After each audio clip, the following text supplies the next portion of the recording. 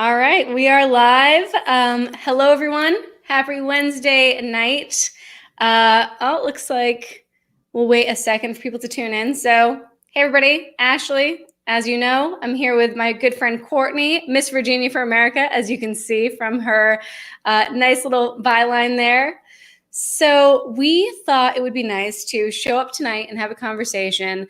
As you all know, it is Domestic Violence Awareness Month. And so, we want to raise awareness of this, but, my style has always been, it doesn't have to be a really dark, depressing conversation to have. We should be having a conversation on what it is, what to look out for, but also, how we can use this and use survivor stories to, really drive change around this issue. All right, we've got some people tuning in finally at the 7:30 hour. Let us know when you're here. Drop a comment so we know the software is working. If you like our pretty background, I'm getting tech savvy. So Courtney, why don't you say hello to everybody while you're here? Hey everyone, thanks for joining us. Thank you so much, Ashley, for having me. I'm really excited to be here and to be talking about this topic. It's really important to get this message out and for people to be able to hear that there's life after.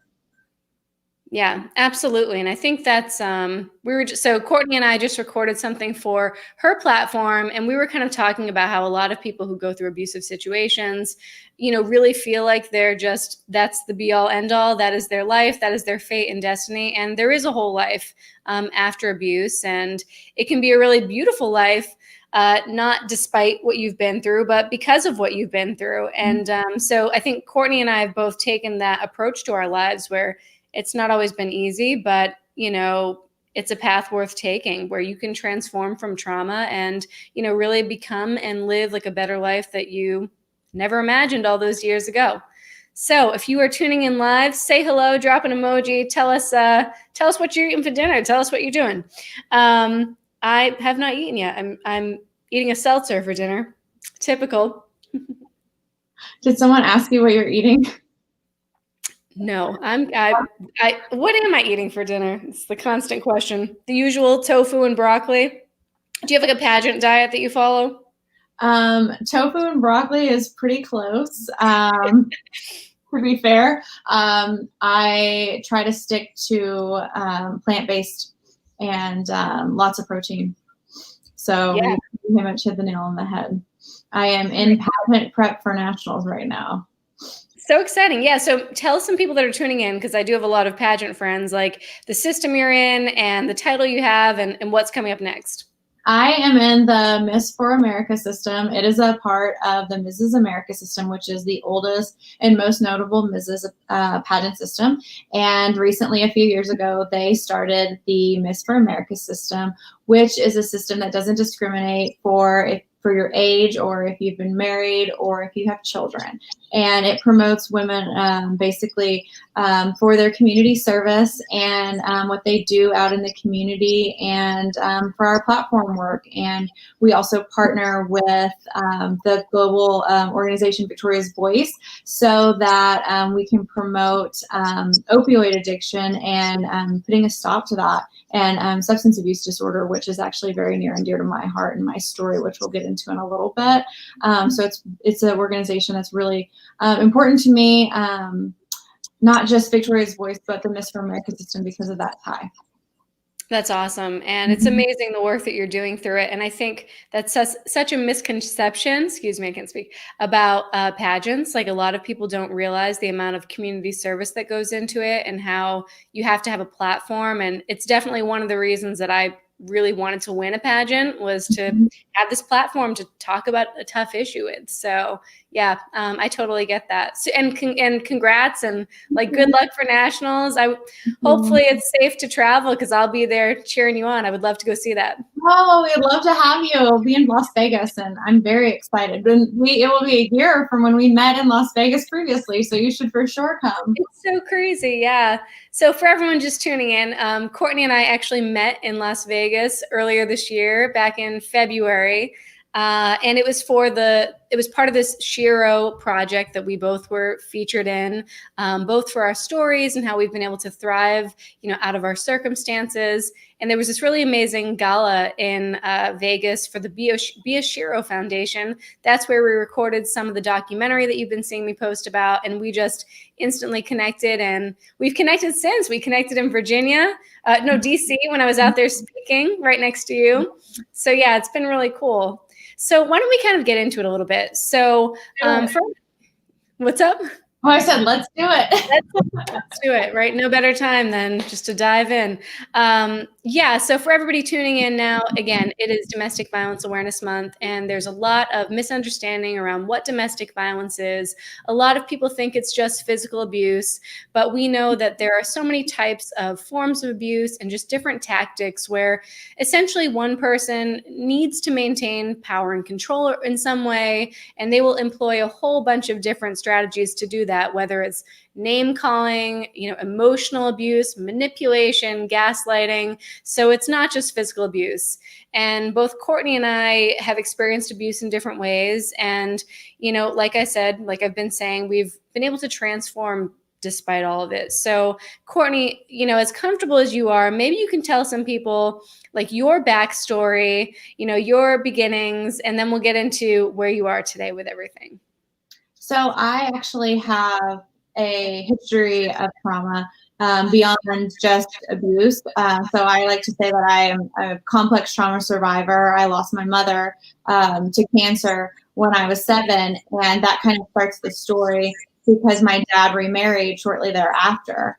And my stepmother was actually my abuser. And for about 7 years, unbeknownst to my father, she was physically and emotionally abusive, much like Mommy Dearest. And I actually refer to that in the Shiro interview. And I don't remember referencing the movie, but it is a very good reference if you've seen it. Many people think that physical abuse is the worst, but what haunts me to this day and what I still deal with when I talk to my therapist or when I'm kind of striving on this like perfectionism that I deal with every single day is the emotional abuse and being told you're never going to be anything. No one loves you. Your dad never wanted you. We don't want you here. That kind of thing that you're being told as a 7, 8-year-old girl, even a 14-year-old girl every single day. It haunts you.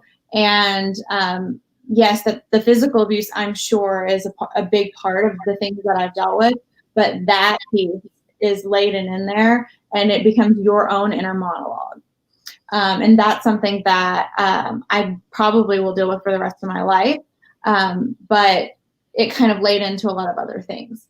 And what's interesting is I have dealt with other abusers in other aspects of my life. And you and I were having a conversation the other day on the phone. And I think it's interesting how you wind up encountering them in different ways. And we've talked with different people and had different friends who have had repeat abuse from different people. And I have often had the question if you wind up in these same cycles, if you're drawn to the same type of people, or how that happens. I don't know, I'm kind of throwing that back out to you or bringing that back up because it just kind of triggered in my head. Yeah, a lot of people ask this, like, why am I still in these same toxic relationship patterns? Am I somehow like an easy target? Is there something about me? And, I think I think it's a complicated answer. There are some people who are manipulative and abusive, and they look for people that maybe have high levels of empathy, people who have a very, calm tone and demeanor, who, won't pick a fight easily or won't be as assertive as somebody else might be. And so, there are studies that show that, there is like a type of individual that abusive people prey on. But at the same time, people who are abusive are not abusive in the beginning. You meet someone and they're amazing, they're charming, they're, too good to be true. And so it's like, even if you have like, your alert on and, even if you're a confident, like self-assured human, like you can still fall in a trap of these relationships. Like, the goal is simply to be aware enough and to be like self-led enough to, when things change, being able to make the very hard decision to sometimes walk away from something that, seemed so great. Oh, are you there, Miss Courtney? I'm losing you.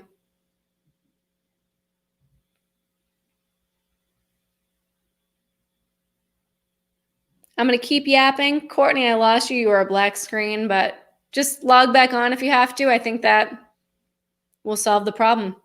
So for anybody tuning in, it looks like we've got some viewers. I know it's a difficult conversation, but, if you've been affected by physical or emotional abuse, whether it's in your relationships or a family member's, what has your experience been? What has your exposure been? I'm going to text Courtney.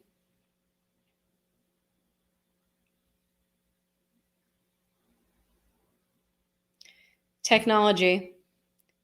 In a perfect world, we'd be side by side, drinking wine, recording an interview for you all.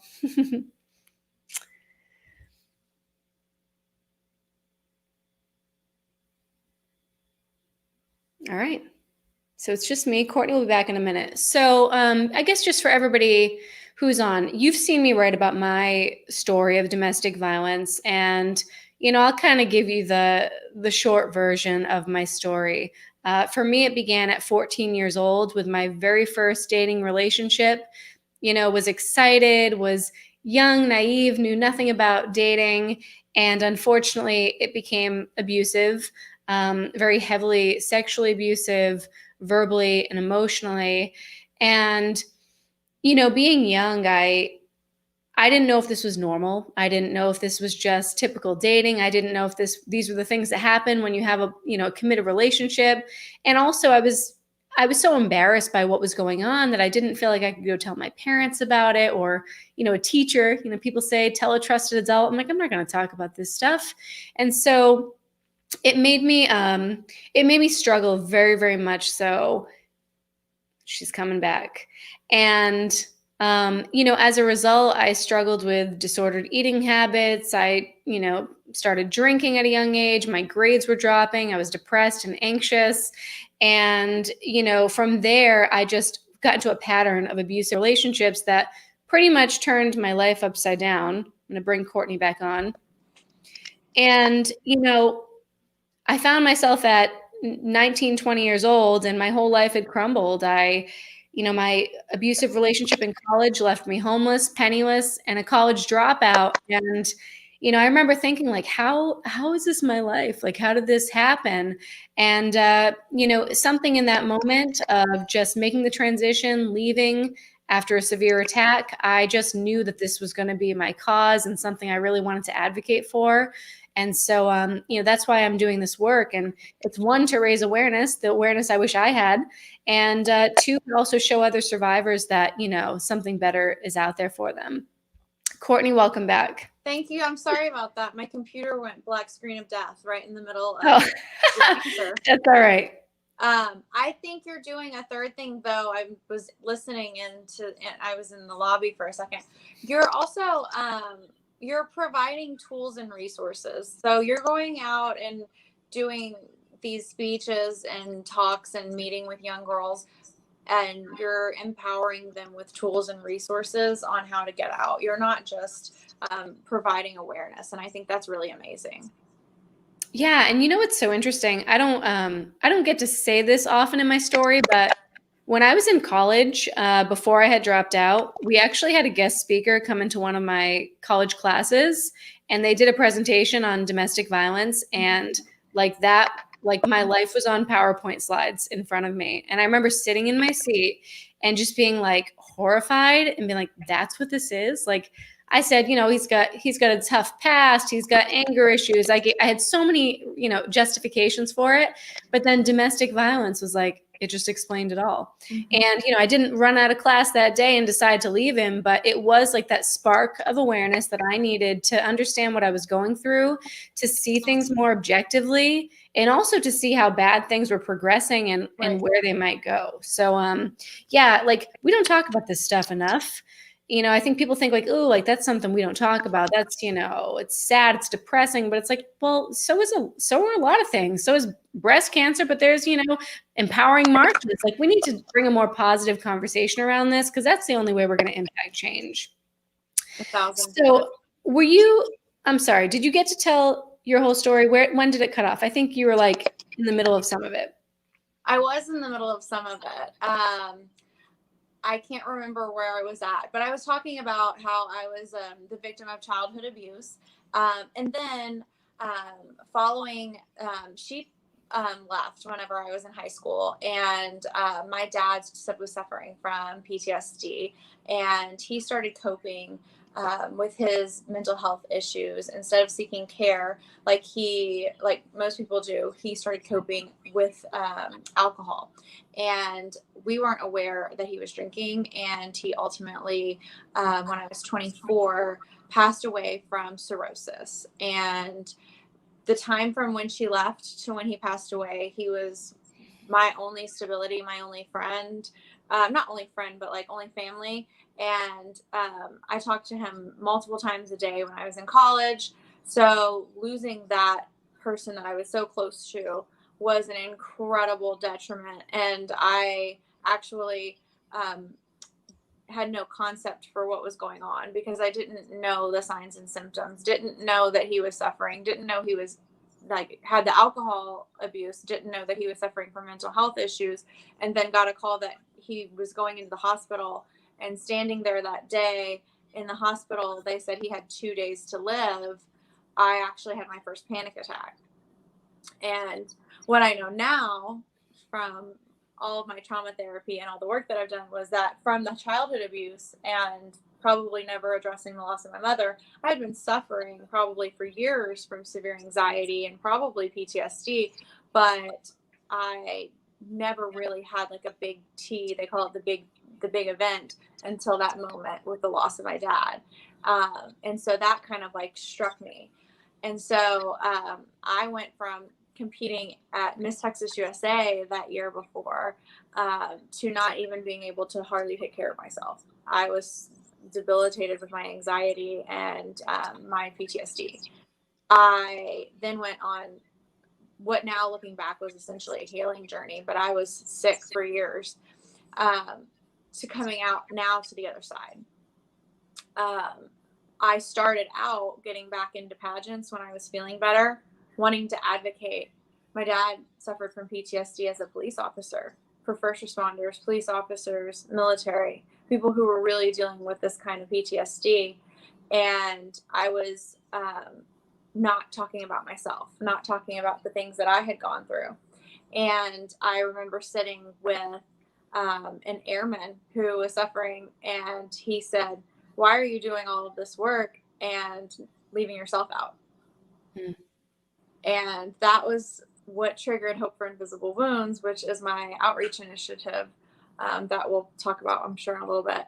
But that was the moment that made me realize that I needed to not just tell people like when I'm talking to you or talking to him, but tell more people about what I had been through, and to actually expand the work that I was doing in my advocacy.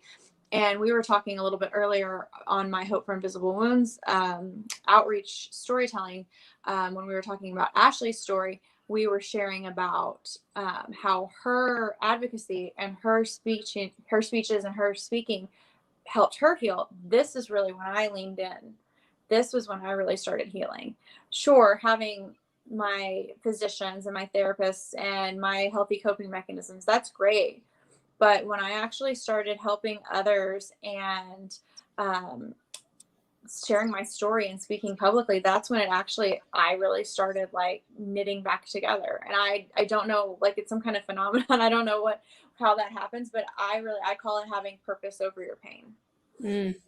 I love that. Yeah. And I couldn't agree more. Like purpose over your pain, like finding purpose to it all is what allows like you to start to heal and, give it a reason. Like, why did I have to go through this? Because now I can be like a beacon, and a guide and, voice of hope for other people that are going through this. Mm-hmm.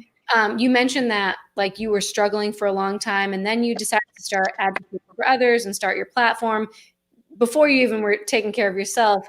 What was the catalyst that like happened between like struggling for a long time and then all of a sudden having this spark where you wanted to snap out of it and like do something good? So, well, I started like my healing journey and getting better like shortly after my dad passed away. So I did start working on my healing journey. The catalyst for starting to do outreach and like working and doing advocacy work was actually like in my career. I had just been working like in a regular corporate job, and I got shifted into doing community outreach work. And we were building STEM programs in the local community. And I actually got a pull for not just doing pageant, like going and working at the local food pantry, which is really amazing. And I still love doing stuff like that, but actually like building something and having something sustainable that lasts. And that was, I think someone like jokingly called like, you know, instead of just going and doing like the grocery store volunteer work, you're actually like building programs. Like I think that's kind of what got instilled in me, like from my job. And then all of a sudden it kind of triggered like, and I started thinking about like what I could do, and then getting back into pageants actually, as I had taken this break. And when I leaned back into doing pageants, and it was like, well, what am I going to do with my platform? Well, what really speaks to me? Nice. What were some of the strategies and techniques that you started to employ to help with like some of your trauma responses? So for me, initially, I needed to learn what worked for me. So I always tell people what works for me isn't necessarily going to work for you. So one of the biggest things with cognitive behavioral therapy is they will give you like several things to try in between each session, and they give it to you as homework. So it's really nice because you can try it, and if it doesn't resonate, there's a few other things to try in between each session, and they hold you accountable. And I think that's really great. So I know the different things that work. Maybe if I'm escalating and I'm going to have a panic attack, like grounding and breathing and some of those things, and I will push those out on Hope for Invisible Wounds, because I think it's important to be able to de-escalate and learn to breathe and learn what natural and normal should be. Mm-hmm. But what keeps you normal on a day-to-day is what I had to figure out. And for me, that's high impact cardio, because I'm always up here with my anxiety and running. My brain's running 1,000 miles an hour. How do I keep my brain down here? Is to burn off that energy. So if I get up first thing in the morning and go to a spin class at 5 a.m., then I can run at a lower level because I burned my energy off at the beginning of the day. And then there's like lots of other things that if I forget to journal, if I forget to, meditate, and it can be simple, like my 10-minute morning meditation. I know that sounds crazy to some people because that's just what works for me. Then I will realize it by about lunchtime. Mm-hmm.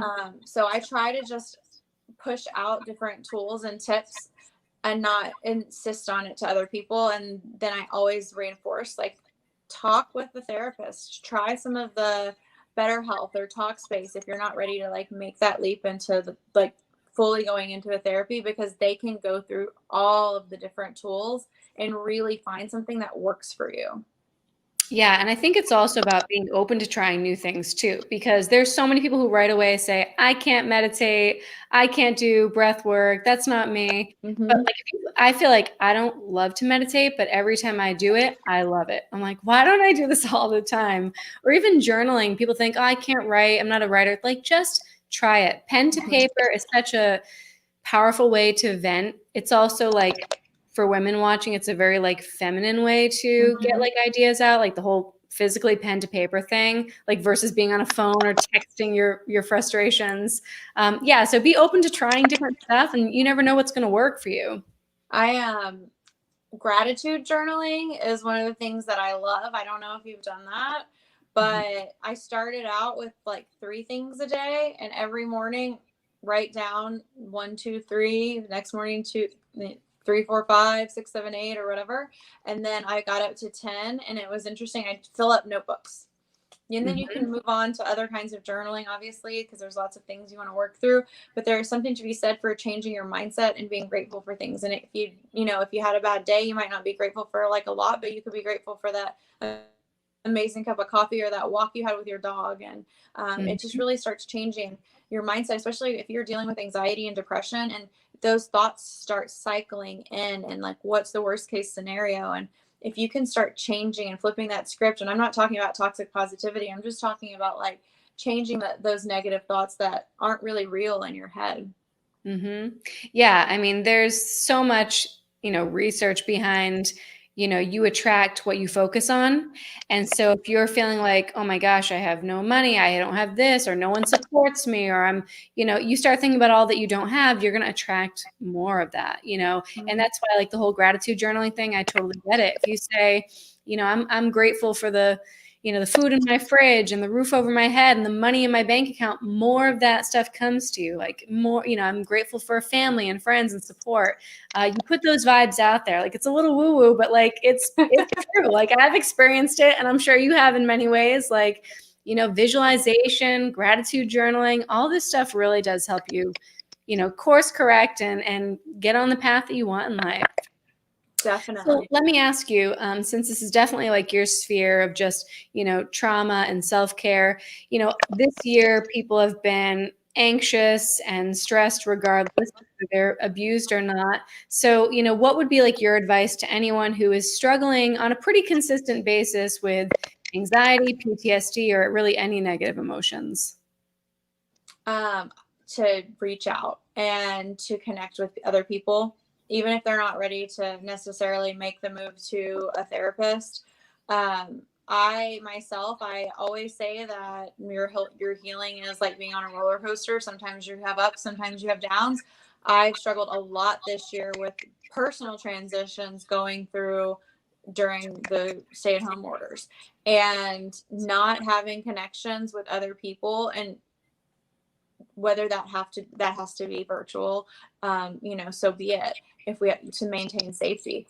But if you're sitting at home and feeling like you're at the depths of your despair, you don't want to talk to other people, but sometimes, like, send that text message. And also, to the people watching, send text messages to your friends, reach out, connect with people. I always like to say, be there for other people, because people who look like they're doing their best may not be. And what you see on social media is not necessarily what's going on. So right now, everyone is struggling. Yeah, there's so much power in just saying, how are you doing, and actually wanting to hear the answer. So yeah, check in with loved ones, check in with friends. I couldn't agree more. Let's close on a positive, inspiring note. How has your past influenced who you are today? And would you change anything if you could?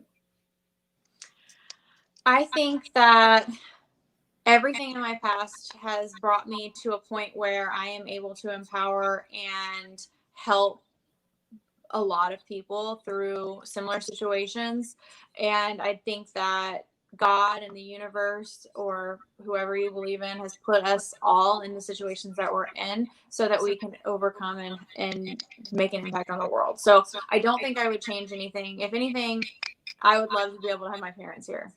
And I think that, in spite of the fact that they're not, I'm trying to make them proud. I feel like they're here watching me. So yeah, same. I wouldn't change a thing either. And we also had that shared piece where, I lost my mother a few years ago.